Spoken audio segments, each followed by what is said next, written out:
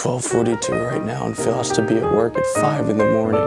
So he's trying to get a good night's sleep, and I'm gonna go wake his ass up.